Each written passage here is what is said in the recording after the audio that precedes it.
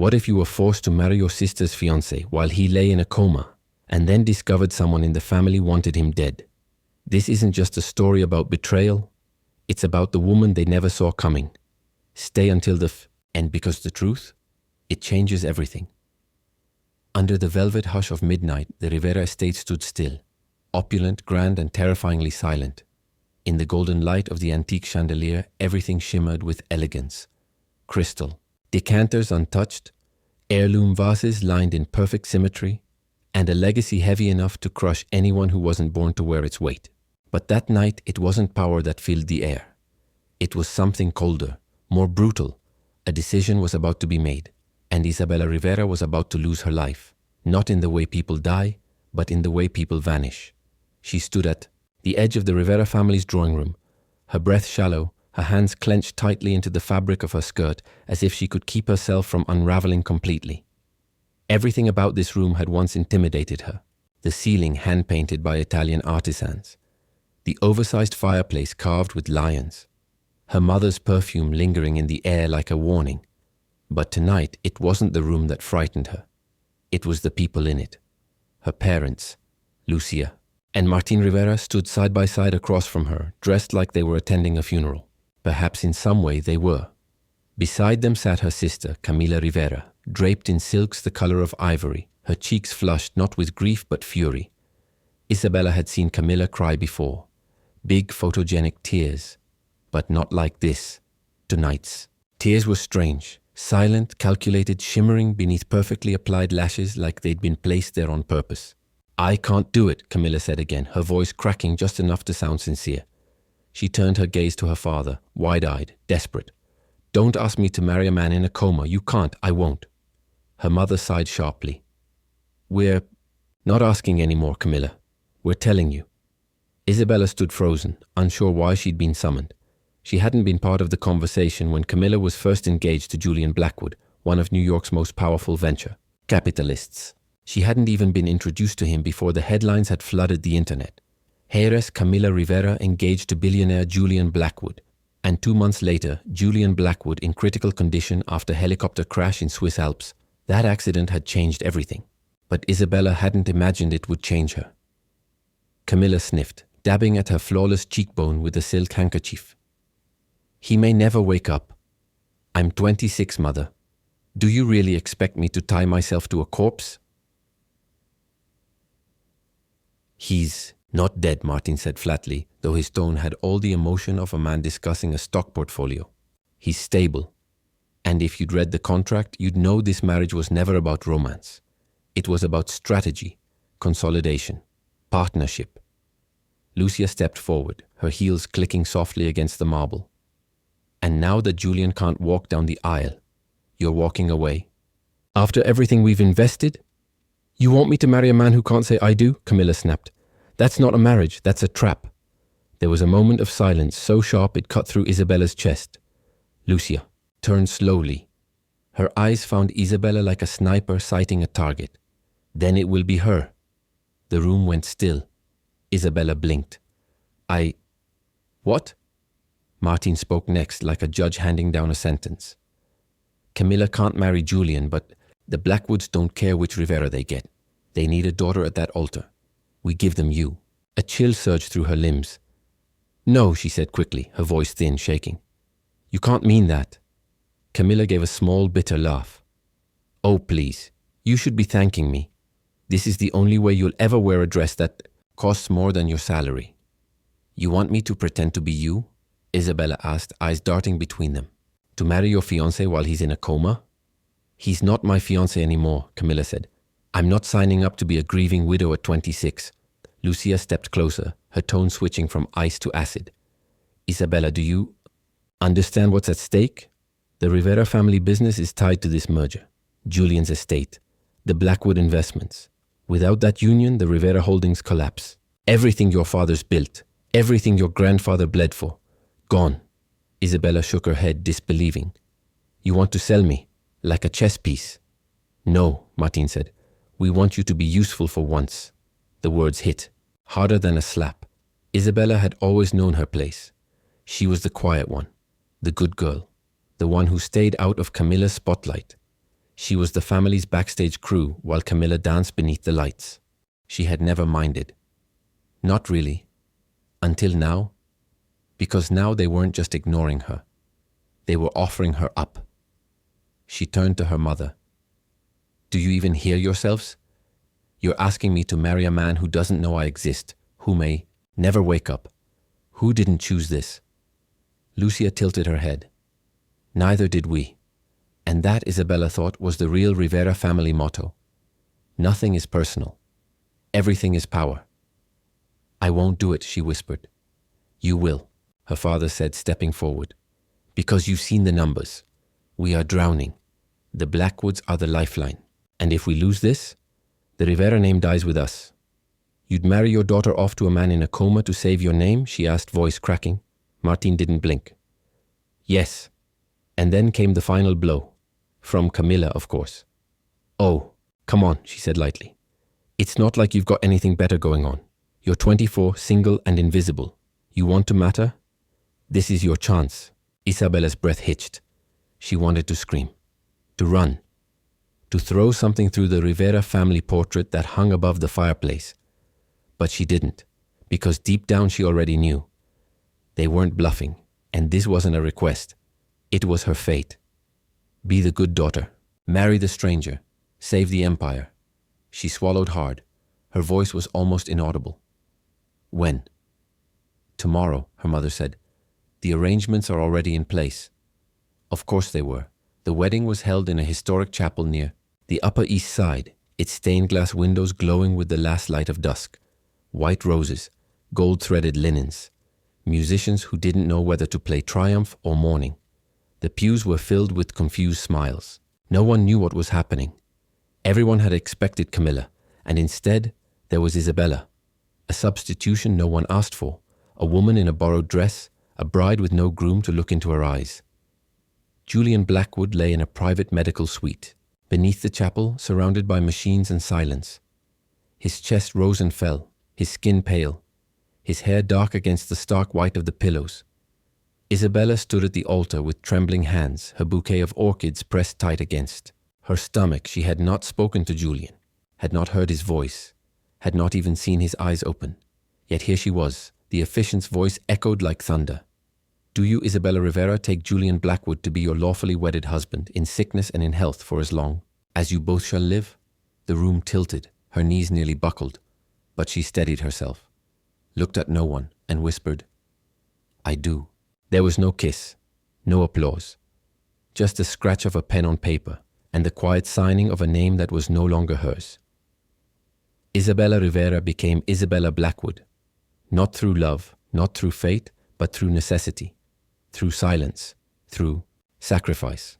As she walked down the aisle alone, no groom, no cheers, she felt nothing, nothing but the weight of the veil, the coldness of the gold band on her finger, and the first seed of something far more dangerous than sadness, resentment, the kind that doesn't scream, the kind that waits. Because Isabella hadn't just married a man in a coma. She had stepped into a war she didn't know was coming. And the most unbelievable part, it hadn't even begun. The Blackwood estate sat high above the rolling hills of Lake Como, a sculpted masterpiece of glass, stone, and silence. From afar, it was the kind of place people photographed. Timeless, regal, ethereal. But up close, as Isabella stepped through its towering doors for the first time as Mrs. Julian Blackwood, it felt like a mausoleum. The echo of her footsteps on the marble floor was the only welcome she received. No flowers, no smiles, no warmth. A line of uniformed staff stood along the grand foyer, their faces carefully blank. Some bowed politely, others didn't bother. They knew who she was, or at least who she wasn't. Not the bride they were expecting. Not the Rivera sister whose name had once been whispered alongside Julian Blackwood's in glossy magazines and high society fundraisers. She was the replacement, the unknown, the woman who had shown up out of nowhere to marry a man who couldn't speak. Their eyes followed her as she crossed the threshold. A few of them whispered when they thought she wasn't listening. She married him for the money. Such a pretty estate wasted on a stranger. She won't last a month. Isabella kept her chin high. She didn't speak, she didn't need to. Silence had been her armor long before this house, long before the veil, long before the signature that changed her name and her fate in one breathless moment. The butler, an older man named Christoph, led her through the estate in practiced silence, pointing out the locations of the library, dining hall, and courtyard with clipped efficiency. He stopped outside a set of double doors on the second floor. "This is Mr. Blackwood's room," he said, and for a moment his eyes softened. "He's being monitored around the clock. His nurses are professionals. You'll be informed of any changes immediately." Isabella nodded. Her fingers trembled slightly as she reached for the door handle. Inside, the room was nothing like she had imagined. It was vast but strangely empty, as if the man it belonged to had once lived there with great intensity and then vanished. The walls were floor-to-ceiling windows on one side, offering a sweeping view of the lake. A fireplace stood cold and unused. Beside the bed, medical monitors blinked softly, and the quiet hum of machines filled the air like a lullaby. Julian lay motionless beneath crisp white linens. His face was pale but striking, his features sharp even in unconsciousness. His dark hair curled slightly at the edge of his temples, and a faint scar traced along his jawline. He looked peaceful, almost too perfect, as though he belonged in a museum, not a hospital bed. Isabella approached cautiously. This was her husband now, legally, publicly, but not in any way that mattered. She didn't know the sound of his voice, the cadence of his laugh, or the way he looked at someone when he was truly listening. All she had was a name, a ring, and a promise made under duress. Still, she reached out and touched his hand. It was warm, alive, but unmoving. "I don't know if you can hear me," she whispered, her voice small against the stillness. "But I'm here." She didn't say she was his wife. It felt like a lie. Instead, she sat down beside him and just stayed. That night, after the staff had retired and the estate fell into shadow, Isabella returned to his room. She brought fresh flowers from the garden, a mix of tulips and lavender, not because they were his favorite, but because they were hers. Something gentle, something living. She placed them on the bedside table and pulled a chair close to him. "I thought I would feel powerful here," she murmured. "But I don't. I feel like I walked into someone else's life and forgot the exit." She stayed until midnight, listening to the rhythm of the machines. Somewhere between exhaustion and surrender, she fell asleep in the chair. The next morning, she began a routine. She woke early and walked the estate alone. She memorized the pathways through the gardens, the statues in the east courtyard, the hidden alcove where the scent of rosemary was strongest. She found the kitchen and learned the names of the staff who didn't look her in the eye. She brought her own breakfast upstairs instead of waiting for someone to offer it, and every day, she returned to Julian's bedside. She read aloud from the books in his library. First the ones that looked well-worn, then the ones that hadn't been touched in years. She discovered his favorite authors, underlined passages, small notes in margins that gave her glimpses of a man she might have liked, maybe even loved, had the world been different. She told him stories. Not about herself, never about herself, but about the world beyond the estate, the lake, the people in town, the swans that nested by the water. She talked because silence felt like giving up. The nurses began to change. At first they remained distant, professional. Then one of them, a young woman named Lotta, started nodding when Isabella asked questions. Another began leaving the blinds open for morning light the way Isabella preferred. Christoph began offering her tea in the afternoons. Even the whispers changed. She actually cares. I thought she'd be gone by now. She's not what I expected. Neither was he.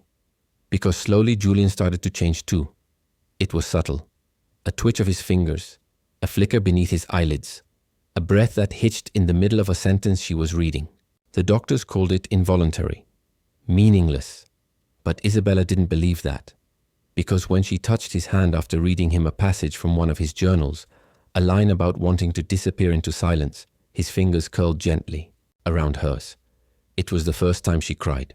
Not out of fear, but out of something she hadn't let herself feel since the wedding. Hope. Late one night, she wandered into the west wing and discovered a door slightly ajar. Inside was a study, a hidden one, smaller than the grand library downstairs. Dust hung in the air and the desk was covered in scattered notes, books, and yellowing letters. It was Julian's private room. She stepped inside and scanned the papers. Notes written in rushed, anxious handwriting, lists of dates, meetings, mentions of names she didn't recognize, and one sentence, written over and over again in the margins of a leather-bound journal. Someone is lying. The words sent a chill down her spine. Julian had been worried. About something, about someone. She flipped through the journal and found a final entry. If anything happens to me, look in the drawer beneath the globe. Heart racing, Isabella moved to the old globe near the window. She pulled open the drawer. Inside was a single envelope and a photo. A photo of Julian standing beside a helicopter. And behind him, barely visible, stood Camilla. Her face turned just enough toward the camera, smiling. The date on the back was 2 days before the crash. Isabella stared at the photo, her fingers trembling. Something was wrong. Very wrong. And whatever it was, she was now at the center of it. She looked back at the man lying unconscious in the room down the hall. You were trying to tell someone, she whispered. But no one was listening. She was listening now, and whatever secrets this estate had buried in stone and silence, she was going to uncover them. Because this wasn't just a marriage anymore. It was a mystery, and Isabella Blackwood was done, being a pawn. The morning Camilla returned to the Blackwood estate, the air shifted, thickened, as though the house itself had braced for her arrival. It wasn't the storm clouds over Lake Como, or the sudden hush that fell over the staff when the town car rolled through the gates. It was something else, something colder, a shadow that moved without footsteps. Isabella knew the moment Camilla stepped out of the car, the silk dress, the sunglasses worn despite the overcast sky, the posture of a woman who never questioned her place in the world. She walked through the front entrance like she owned it, like nothing had changed, like Isabella wasn't there at all. No one had told her Camilla was coming, and no one dared stop her. I just couldn't stay away, Camilla said, her voice light, dripping with the sweetness she used like a blade. After everything that's happened, it felt wrong not to come home. Home. That word lingered bitterly on Isabella's tongue. She stood at the top of the stairs, watching as Camilla swept through the foyer, hugging staff she barely remembered, complimenting decor she never cared for. When she looked up and saw Isabella, her smile widened, but it didn't reach her eyes. Darling, Camilla called up. You look, well, married life suits you. Isabella descended the stairs slowly, her heart hammering. What are you doing here? Camilla's eyebrows rose. Visiting my fiancé, of course. He's my husband, Isabella said. Technicalities. Camilla shrugged. You and I both know this marriage wasn't real. Isabella didn't respond. She didn't need to. Camilla wasn't here for truth. She was here to reclaim a throne she thought was stolen from her. Julian's awakening wasn't certain, but the whispers of his improvement had traveled fast. Too fast. And Camilla, ever the opportunist, had come back for what she believed was hers. Later that afternoon, Isabella found Camilla seated beside Julian's bed, speaking softly into his ear. Her hand rested gently on his, the picture of devotion, if one didn't know better. But Isabella did. I was just telling him about Paris, Camilla said brightly, not turning as Isabella entered the room. The trip we never took. He always wanted to go. He doesn't remember that, Isabella said quietly. Camilla finally looked up. But he will. Memories can be revived with the right encouragement. The way she said it made Isabella's skin crawl. There was something possessive in Camilla's voice, like Julian was an object she had temporarily misplaced, not a man, not a human being with a broken body and a recovering mind. That night, Isabella couldn't sleep. She walked the halls in silence, the echo of Camilla's heels still lingering in her ears. Julian had been making progress. Small signs, subtle movements. And now, with Camilla here, smiling, cooing, rewriting history, it felt like the ground beneath Isabella was shifting again. But she didn't break. She went back to the study. She read through the journals again, the notes, the scattered sentences that Julian had written in the weeks before the accident. One stood out, circled 3 times in the margin. Check the tail rotor maintenance logs. She didn't understand what it meant, not yet. But it tugged at something inside her. The next morning, she made a decision. She asked Christoph for access to the estate's archive security footage, under the pretense of reviewing old staff routines. He hesitated but complied. And as she pored over hours of footage, something caught her eye. 2 days before Julian's crash, Camilla had been at the estate. She hadn't told anyone she'd visited. Claimed she was in Rome that weekend. But there she was, clearly visible, walking across the private hangar with a man in a mechanic's uniform. Their conversation was muted, brief, but Camilla handed him something, an envelope, then walked away. Isabella froze the frame. Her chest tightened. She printed it, and then she went further. She made calls, quiet, careful ones. She found the name of the last mechanic to inspect Julian's helicopter, a man named Federico, who worked at a private aviation maintenance firm in Milan. She drove there herself. The garage was unremarkable, tucked between factories and concrete silos, the air thick with grease and gasoline. The man behind the counter looked up with wary eyes. "I'm here about Julian Blackwood," Isabella said, pulling down the hood of her coat. "You worked on his helicopter, didn't you?" The man's face darkened. "That was months ago." "I know," she said gently. "But I also know someone paid you. A woman. Blonde. Tall. American. You took money to look the other way." He said nothing. She reached into her bag, pulled out the still frame of Camilla at the hangar. "Her. This is..."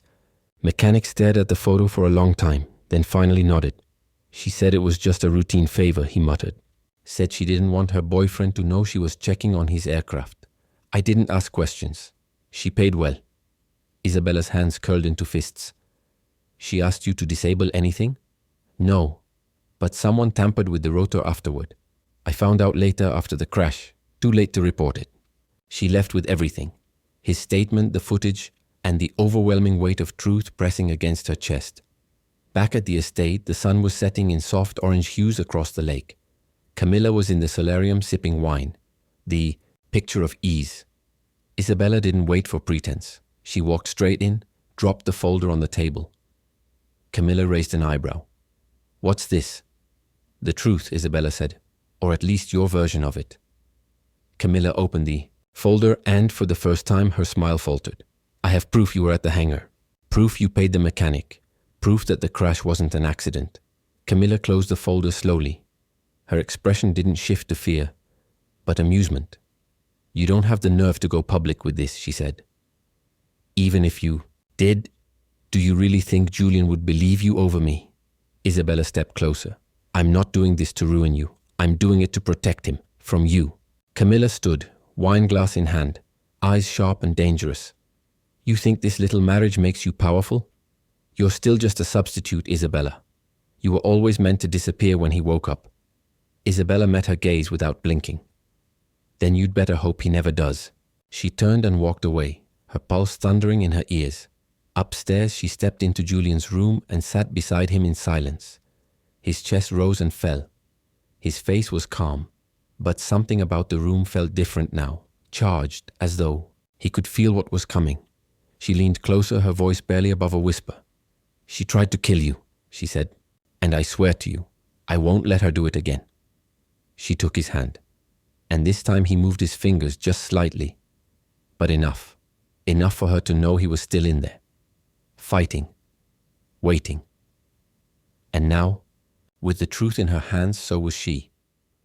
The morning Julian opened his eyes, it was so quiet Isabella thought she might have imagined it. She had fallen asleep again in the chair beside his bed, her legs curled under her, the edge of her sweater, slipping off one shoulder. She stirred at the sound, a shift of the sheets, a sudden intake of breath. Her eyes snapped open and met his. For a moment she didn't move. Neither did he. Time stilled around them.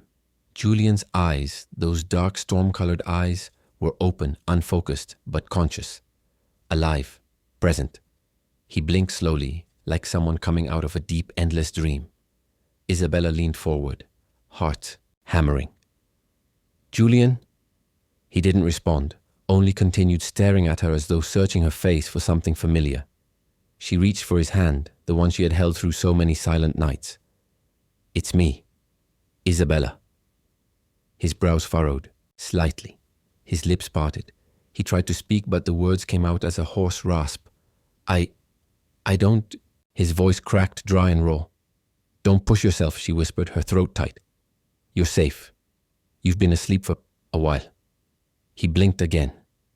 "Who are you?" The question landed like a blow. Not because it was unexpected, but because it was real. She had prepared herself for this possibility. The doctors had warned her. Long-term coma patients often awoke with disorientation, memory loss, confusion. But no one could prepare for what it felt like to look into the eyes of the man you had grown to love and see nothing looking back. Isabella forced a soft smile even as her chest constricted. "I'm your wife." Julian's gaze didn't change, but she saw the flicker of disbelief. Later, the neurologist confirmed it. Retrograde amnesia.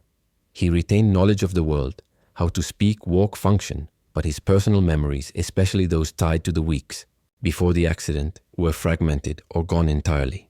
Julian didn't remember the wedding, didn't remember Camilla, didn't remember the crash. He didn't remember her, but he wasn't gone. He was here. And that, Isabella told herself, was a start. What she didn't expect was how quickly the vultures would come circling. Camilla arrived the next day. She didn't bother to ask permission. She swept into Julian's room with a bouquet of peonies, a tearful smile, and an expertly rehearsed performance of heartbreak and devotion. "Oh, Julian," she gasped, rushing to his side. "I was so scared. I've missed you every single day." Julian blinked at her in confusion. "Do I know you?" Camilla gave a sad little laugh. "Of course you do. I'm Camilla, your fiancé." Isabella stood at the foot of the bed, watching the performance unfold, unable to move. Camilla turned her head slightly, as if just remembering Isabella's presence. "We were supposed to be married before the accident, remember?" Julian looked from Camilla to Isabella. "But she said she's my wife." Camilla placed a delicate hand over his.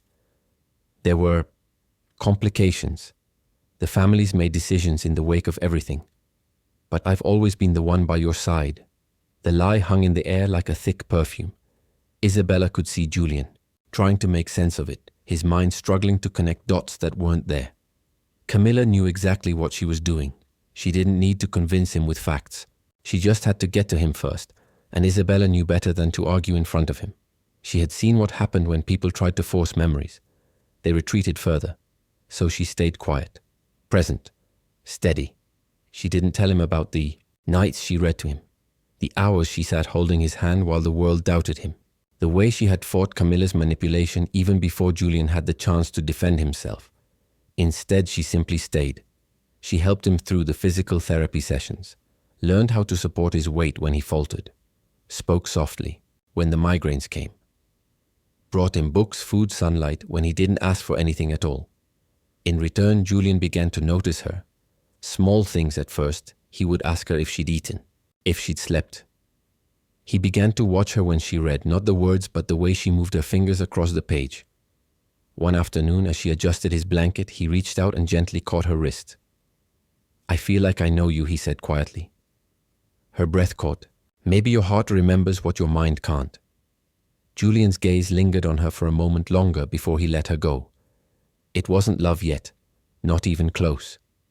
But it was something real, something Camilla couldn't fabricate, and Camilla knew it. Her visits became more frequent, more intense.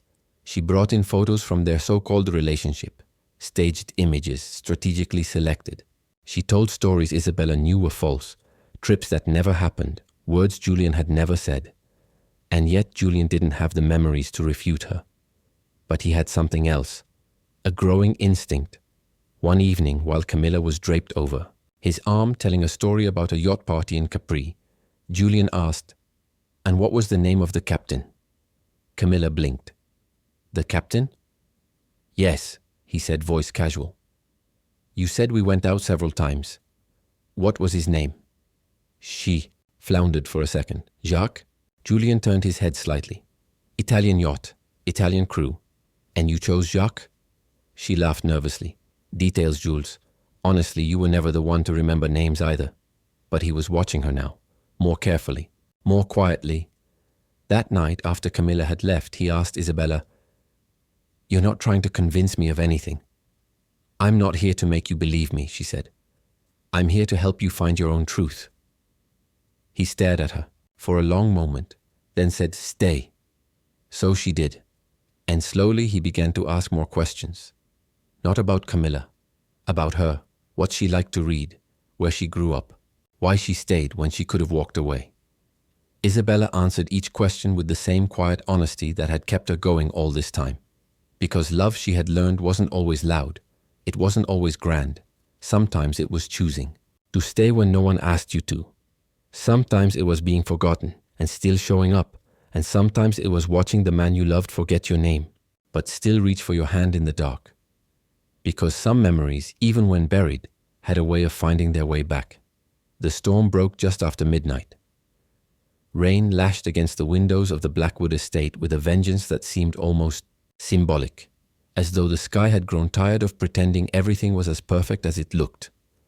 Thunder echoed through the marble halls. Lightning carved jagged shadows across the walls.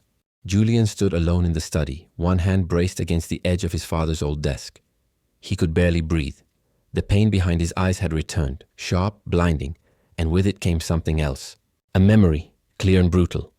It hit him like a crashing wave. The whirring of the helicopter blades, the uneven tilt, the sudden panic in the pilot's voice, and the feeling of falling. Then, just before everything went black, he had seen a figure, standing at the edge of the runway. Blonde hair, a pale coat, arms folded, watching, not panicked, not horrified, just watching. Camilla. His body trembled as the final pieces of truth fell into place, slotting together with a kind of cruel clarity. She had known. She had planned. She had left him for dead. And then, somewhere deeper, another memory stirred, a voice, soft and steady, reading to him when the world had gone dark. A hand wrapped around his, fingers interlaced in the quiet. Not Camilla's, never Camilla's, Isabella. He could hear her voice even now, though she wasn't in the room. He had never been able to hold onto it when he was unconscious, but it had been there, a tether, anchoring him to life, to warmth, to something real. He had almost lost her. And now he knew the truth. He couldn't waste another second. Downstairs, the storm continued its rampage. Camilla stood near the grand piano, swirling a glass of red wine, completely unaware of the reckoning descending the stairs above her. She didn't hear Julian's footsteps until he spoke. Camilla. She turned, startled. Her smile bloomed. Quickly, a reflex she had perfected over years. You should be in bed. I remember. The smile faltered. Julian descended the last few steps, each one purposeful. His voice was steady. Cold. I remember the accident. I remember the rotor failure. And I remember seeing you that night standing by the hangar before takeoff. Camilla laughed, but it was thin now. Forced.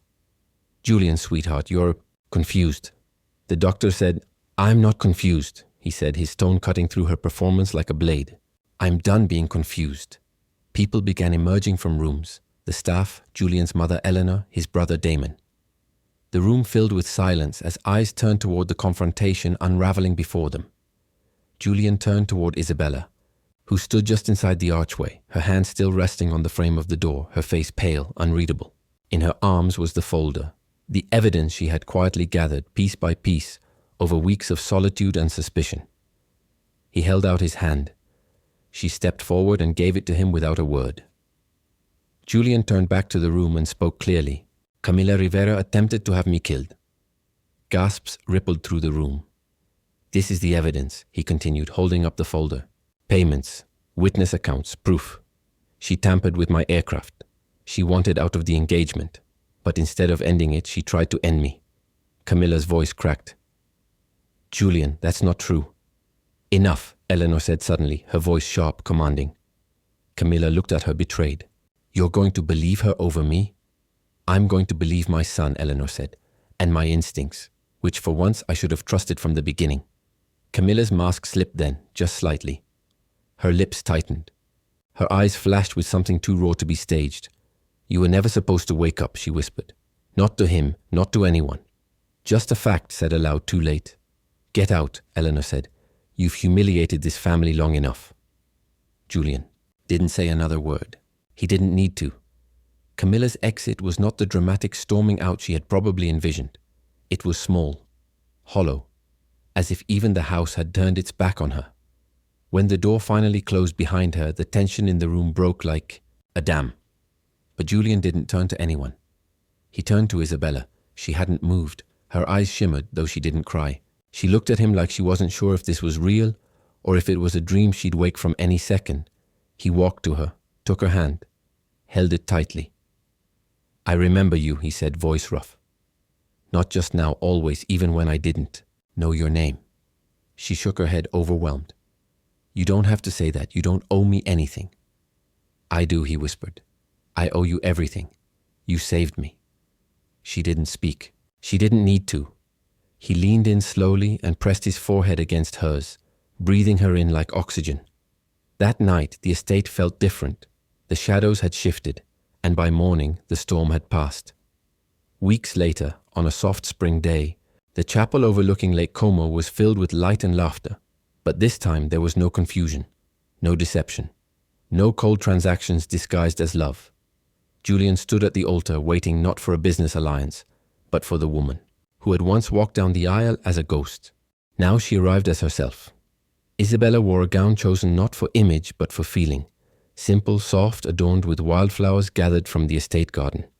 As she walked, the guests saw not the forgotten daughter of a powerful family, but the woman who had weathered storms, carried silence, and emerged whole. When she reached him, Julian took her hands with steady certainty. You look like the beginning of everything, he said, and she smiled. Not because she needed to, but because this was her joy. Finally unborrowed, finally hers. The vows were quiet, personal, deeply felt. And when they kissed, it wasn't for a camera or a signature. It was the collision of two souls who had fought for one another in darkness and chosen each other in the light. Later that night, beneath the same stars that once watched Isabella cry beside a hospital bed, they stood together on the balcony, wrapped in a silence that no longer felt empty. Julian turned to her. Do you believe in fate? He asked. She thought for a moment, then shook her head. I believe in choice, he smiled. Then thank you for choosing me, even when I didn't remember to choose you back. She leaned into him, her heart finally still. I'd do it again, she whispered, and this time she meant every word. Isabella Rivera was never meant to be the heroine. She was the overlooked sister, the quiet daughter, the girl in the background. But when she was forced into a marriage with a comatose man to save her family's reputation, she didn't crumble. She transformed. In a mansion filled with silence, lies, and betrayal, she discovered not only the truth about the man she married, but the strength within herself. Through patience, resilience, and unwavering love, she uncovered a deadly secret, protected the man who couldn't protect himself, and ultimately earned a love that chose her back, freely, completely, and without condition. In the end, Isabella didn't just marry Julian Blackwood, she saved him, and in doing so, she saved herself. The lesson? Life doesn't always hand us choice, but it always gives us the power to choose who we become. Even when forgotten, overlooked, or underestimated, your quiet strength can change everything. Stand firm in your truth, love with integrity, and never let someone else write your ending. If this story moved you, inspired you, or made you believe in the power of quiet courage, don't forget to subscribe to our channel. Your support helps us bring more soul-stirring, unforgettable stories to life. Stay with us. The next chapter is only just beginning.